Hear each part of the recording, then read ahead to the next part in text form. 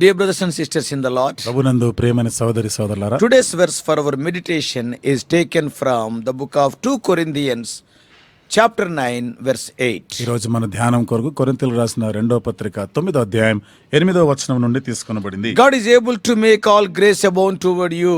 దేవుడు మీ ఎడల సమస్త విధములైన కృపను విస్తరింపచేయగలడు. In today's verse, Apostle Paul is mainly writing about the ministry of giving. నేటి దిన వచనములో ప్రధానంగా అపోస్తలుడైనటువంటి పౌలు మనం ఇచ్చేటువంటి పరిచర్య గురించి ఆయన ప్రస్తావిస్తున్నాడు. When we think of our salvation, మన రక్షణను గురించి ఆలోచన we are చేసినప్పుడు not saved by good deeds. మనము మంచి పనులను బట్టి రక్షించబడలేదు. But however, after our salvation, ఏదేమైనా మనం రక్షణ పొందిన తర్వాత we are supposed to do good works.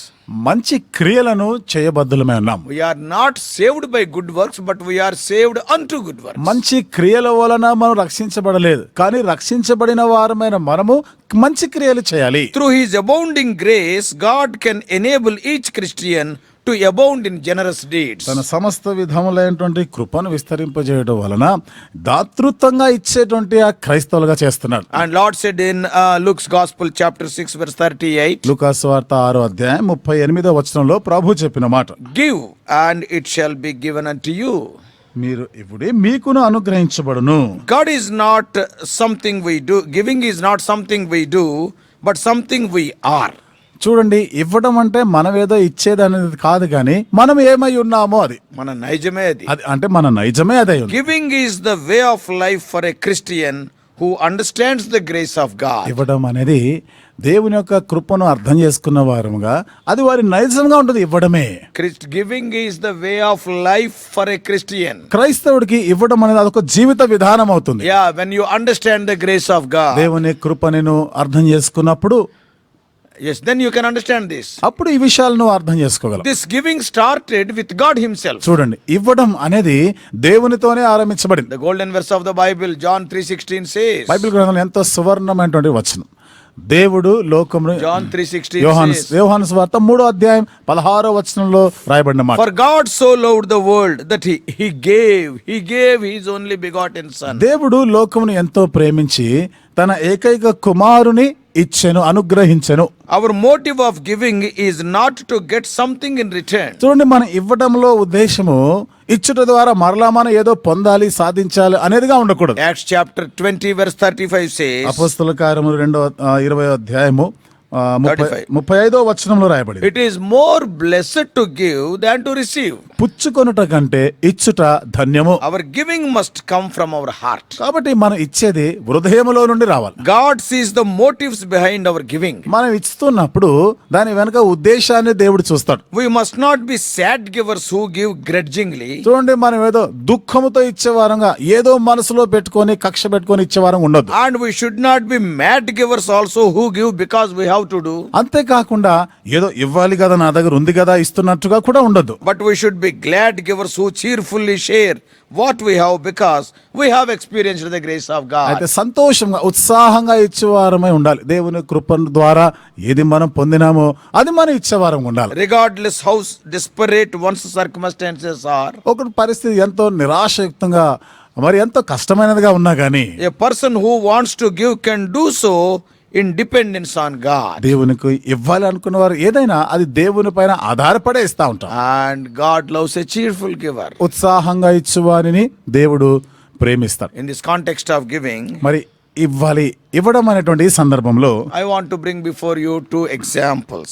2 ఉదాహరణలు నేను మీతో చెప్తాను. One from the Old Testament and one from the New Testament. ఒకటి పాత నిబంధనలో నుండి, మరొకటి క్రొత్త నిబంధనలో నుండి. In the Old Testament, పాత నిబంధనలో when we see the widow of Zarephath, సారేపతులో ఉన్న విధవరాల్ని చూస్తే, in 1 Kings 17 chapter, మొదటి రాజుల గ్రంథం 17వ అధ్యాయంలో చూస్తాం. from 9 to 16, 9 నుండి 16 వచనాలు. we know her family's condition. తన కుటుంబ పరిస్థితి మనం ఎరుగుదాం. She had a handful of meal in a barrel and a little oil in the cruse. తన దగ్గర తొట్టిలో ఏదో కొంచెం పట్టెడు పిండి మాత్రమే ఉంది, బుడ్డిలో కొంచెం నూనె మాత్రం ఉంది. As per her words, మరి తను చెప్పిన మాట ప్రకారం that was the last meal for them. అంటే వాళ్ళకి ఇంకా అది ఆఖరి భోజనం అన్నమాట. But she believed the words of the prophet Elijah. కానీ ప్రవక్త అయిన ఏలియా మాటలు నమ్మిందాను. And prepared the first cake and served it to him.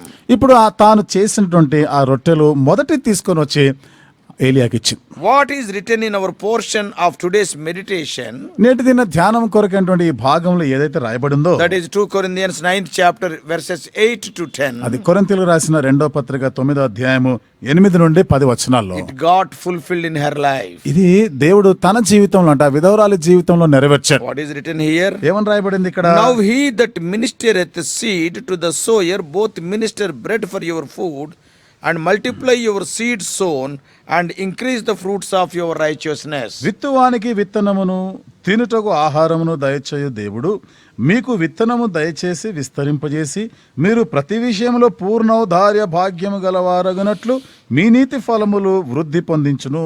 And it is said about the widow of Zarephath. మరి సారెపదు విధవరాల గురించి చెప్పబడిన మాట We are going to read from 1 Kings 17:16. మొదటి రాజుల గ్రంథం 17వ అధ్యాయం 16వ వచనంలో మనం చదువుదాం. And the barrel of meal wasted not, neither did the cruse of oil fail, according to the word of the Lord which he spake by Elijah. యెహోవా ఏలియా ద్వారా సెలవిచ్చిన ప్రకారం తొట్టిలో ఉన్న పిండి తక్కువ కాలేదు, బుడ్డిలో ఉన్న నూనె అయిపోలేదు.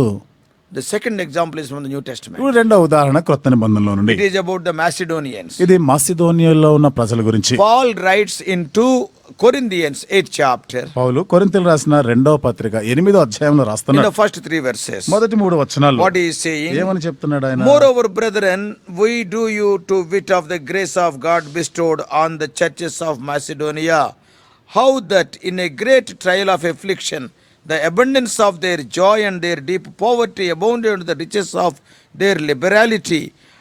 For to their power I bear record, yea, and beyond their power they were willing of themselves. సహోదరులారా, మాసిదోనియా సంఘములకు అనుగ్రహింపబడి ఉన్న దేవుని కృపను గూర్చి మీకు తెలియజేస్తున్నాము.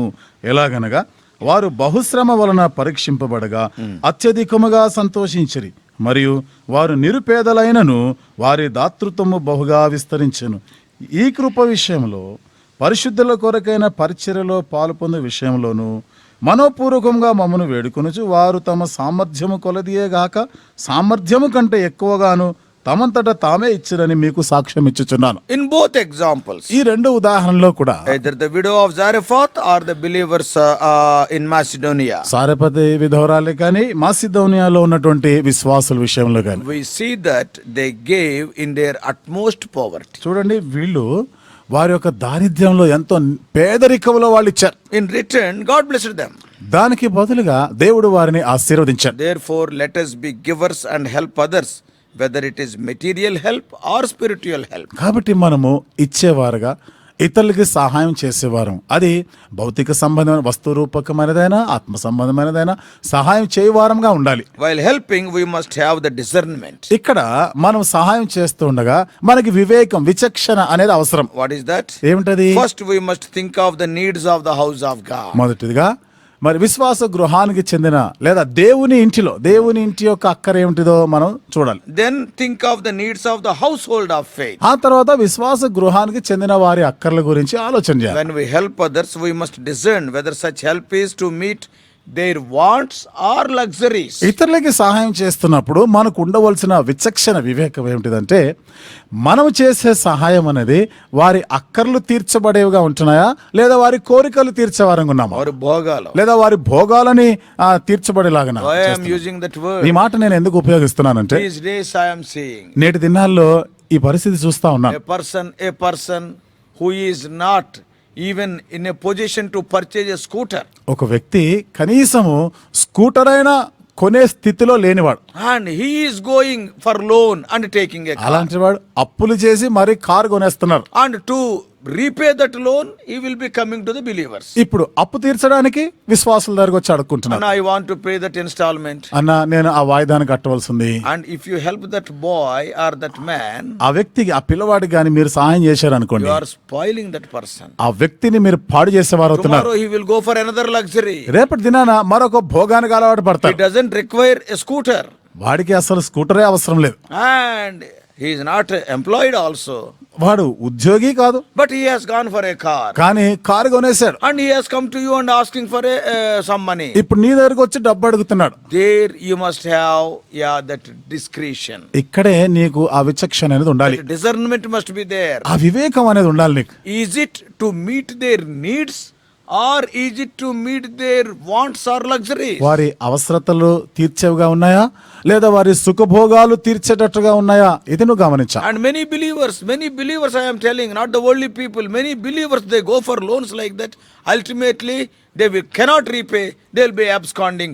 What a shame, what a blame to the name of God. చాలా మంది విశ్వాసులు, లోకస్తులు, అన్యులు కాదు, విశ్వాసుల గురించి చెప్తున్నాను, అప్పులు చేసేసి ఏవేవో లేనిపోని కొనేసుకొని అప్పులు తీర్చలేని స్థితిలో వారు పారిపోతున్నారు, ప్రాంతాన్ని విడిచి వెళ్ళిపోతున్నారు. ఎంత అవమానము! అది దేవునికి అవమానమే. They will take one loan, ఒక అప్పు చేస్తారు, and to repay that they will go for another loan. ఈ అప్పు తీర్చాలంటే ఇంకొక అప్పు చేస్తారు. Lifelong loans only. జీవితకాలం అప్పులే చేస్తూ ఉంటారు. But on the pulpit they will be sharing the word of God. నువ్వు అప్పు చేయవు, అప్పు ఇస్తావు, దట్స్ ఆల్. కానీ పులిపిడి మీదకి వచ్చి వాళ్ళు చెప్పే వాక్యం ఏంటో తెలుసా? నీవు అప్పు చేయవు కానీ అప్పు ఇస్తావు అంటారు. But in their families all loans are there. కానీ వారి కుటుంబాల్లో అన్ని ఎక్కడ చూసినా అప్పులే ఉంటాయి. Brothers and sisters, సోదరులారా, we can help with their basic necessities like food, raiment, etc. వారి యొక్క ప్రాథమికమైనటువంటి అవసరతలు అంటే భోజనం, ఆహారము, వారి వస్త్రాలు, ఇలాంటి తదితరమైన ఉన్నాయి. వాటి కొరకు సహాయం చేయొచ్చు. Some people, as I already told you, మరి కొంతమంది నేను ముందుగా మీతో చెప్పినట్లు, even from the household of faith ask for help for their luxuries like increasing their business. విశ్వాస గృహానికి చెందిన వారి యొద్ద నుండి కూడా డబ్బులు అడుగుతూ, ఎందుకని People of the house of faith also they will ask loans. చూడండి, విశ్వాస గృహానికి చెందిన వారు అప్పులు చేస్తున్నారు. Why? ఎందుకు? For their luxuries, వారి సుఖభోగాల కొరకు, for the increasing of their business, వారి వ్యాపారాన్ని వృద్ధి చేసుకోవడానికి, కార్లు కొనుక్కోవడానికి, to perform their marriages in a posh way. What is the necessity when you are not having money? పెళ్లిలు ఘనముగా పెళ్లి జరిపించడానికి ఎందుకు అవసరమా? నీ దగ్గర అంత డబ్బు లేనప్పుడు అంత ఘనంగా చేయవలసిన అవసరం ఉందా? I tell you very openly, for such things you need not help even a single pie. నేను బహిరంగంగానే చెప్తున్నాను, ఇలాంటి విషయాలు మీకు ఎదురైనప్పుడు ఒక్క నయా పైసా కూడా మీరు సహాయం చేయవలసిన అవసరత లేనే లేదు. That is not help, that is you are spoiling them further. అది సహాయం కాదు కదా, వారిని మరింతగా పాడు చేసిన వాళ్ళు అవుతారు. Another important thing we must bear in mind is, మరొక ప్రాముఖ్యమైనటువంటి సంగతి మన మనసులో ఉంచుకోవాలి. though it is not the primary thing, but such benevolence of or meeting their need must preferably open up a door for the ministry. ఇది ప్రధానమైనది కాకపోయినా ఇది దాతృత్వంగా ఇచ్చేది ఏదైతే ఉందో అది పరిచర్య కొరకై ద్వారము తెరవబడేదానికి అది ఉండాలి. If you are helping somebody, నువ్వు ఎవరికైనా సహాయం చేస్తున్నావు that అనుకో, help must lead you to open a door for the ministry. ఆ సహాయము పరిచర్య కొరకు ద్వారము తెరవబడేటట్లుగా ఉండాలి. God given resources, this property or money, చూడండి, ఈ ఆస్తులే గాని డబ్బే గాని దేవుని ద్వారా అనుగ్రహించబడిన వనరులవి. don't think that is not because of your toil. ఇదేదో నువ్వు ప్రయాసపడి కష్టపడి సంపాదించావు, not because of your wisdom. ఏదో నీ జ్ఞానం తెలివిని బట్టి సంపాదించావు అనుకో. Many people more wiser than you, they are roaming on the roads. చాలా మంది నీకైనా తెలివైన వాళ్ళు, నీకన్నా తెలివైన చాలా మంది రోడ్ల మీద తిరుగుతా ఉన్నారు. But it is not because of your wisdom. కాబట్టి ఇది నీ తెలివి, నీ జ్ఞానాన్ని బట్టి కాదు. Of His grace God has given that money. ఇది కేవలం దేవుని కృపని బట్టే దేవుడు ఆ డబ్బుని నీకు ఇచ్చాడు. So always remember, God given resources must be used for God's glory. ఎప్పుడు గుర్తుపెట్టుకోవాలి, దేవుని చేత నీకు అనుగ్రహించబడిన వనరులన్నీ కూడా దేవుని మహిమార్థమై ఉపయోగించాలి. And whatever you do, you must have the eternal interests in mind. అంతేకాకుండా నువ్వు ఏది చేసినా గానీ నిత్యత్వం కొరకైనటువంటి ఆ విషయాలను మనసులో పెట్టుకొని చేయాలి. Some people give money to the beggars. కొంతమంది అడుక్కునేవారు, భిక్షగాళ్ళకి డబ్బు ఇస్తారు. But later the same beggars use that money for their smoking or drinking habits. తర్వాత చూడండి, ఆ భిక్షగాడు దాన్ని నువ్వు ఇచ్చిన డబ్బును ఏం చేస్తాడు? వాడు త్రాగడానికో, మద్యం సేవించడానికి, పొగ త్రాగడం, వీటికి ఉపయోగించుకుంటాడు. In such situations we must use our discernment and discretion. ఇక్కడ ఇలాంటి పరిస్థితుల్లోనే ఇక్కడ మన విచక్షణ, వివేచన ఉండాలి. God must be glorified through our ministry of giving.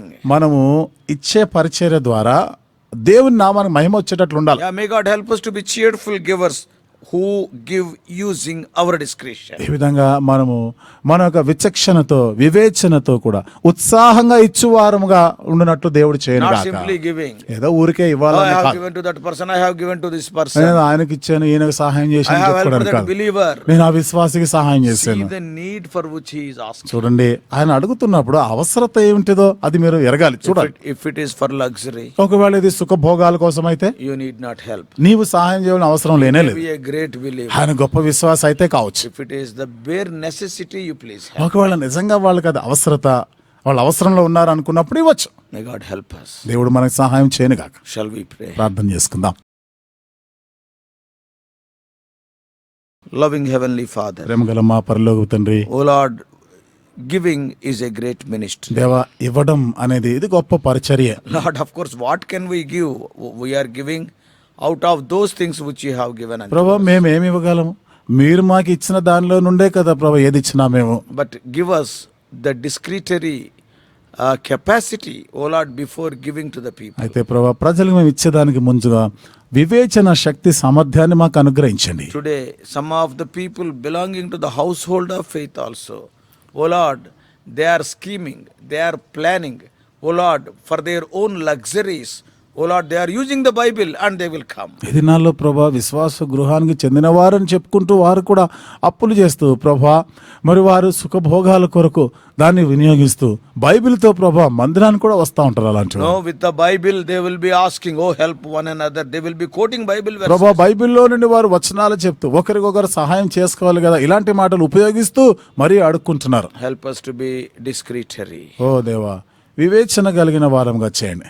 Money is given by you. ఓ దేవా ఈ డబ్బు అంతా కూడా మీ ద్వారానే మాకు It is not అనుగ్రహించండి. because of our strength or because of our wisdom. ప్రభా ఇదేదో మా శక్తి మా తెలివితేటలను బట్టి కాదు ప్రభా. Help us to use it for thy glory. ప్రభా నీ నామ మహిమార్థమై ఉపయోగించడానికే సహాయం And చేయండి. also speak to those people who are spending, oh Lord, money for their luxuries. ఓ దేవా తమ డబ్బుని భోగాల కొరకే వాడుకుంటున్న వారికి సహాయం చేయండి. వారితో మాట్లాడండి. Oh Lord, many young people today, ఓ దేవా నేటి దినాన్న చాలా మంది యవనస్తులు there is no need of, oh Lord, having some 60,000, 70,000 cell phone for them. Oh Lord, 5,000 phone is sufficient, but they will go taking loan. ఓ ప్రభా 60,000 70,000 రూపాయలు ఖరీదు చేసే ఫోన్లు వాళ్ళకి ఏమీ అవసరం లేదు. 5,000 రూపాయలు ఖరీదు చేసేది సరిపోతుంది.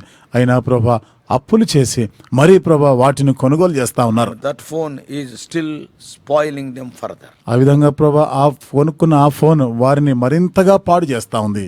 Help us to be using our discretion. ఓ దేవా మా వివేచన ఉపయోగించే విషయంలో సహాయం చేయండి మాకు. Speak to us. దేవా మాతో మాట్లాడండి. Not giving the money, but help us to give to the right person. ప్రభా మేము ఏదో డబ్బు ఇచ్చి సహాయం చేయడం కాదు, కానీ సరి అయినటువంటి వ్యక్తులకు ఇచ్చేదానికి For సహాయం the చేయండి. right reason. సరి అయినటువంటి కారణాల కొరకు For the ఇచ్చేదానికి glory of దేవుని మహిమార్థమే ఇవ్వడానికి In Jesus' precious name we Yesu pray. ప్రభు అమూల్యమైన నామములో ప్రార్థించి వేడుకుంటున్నాము.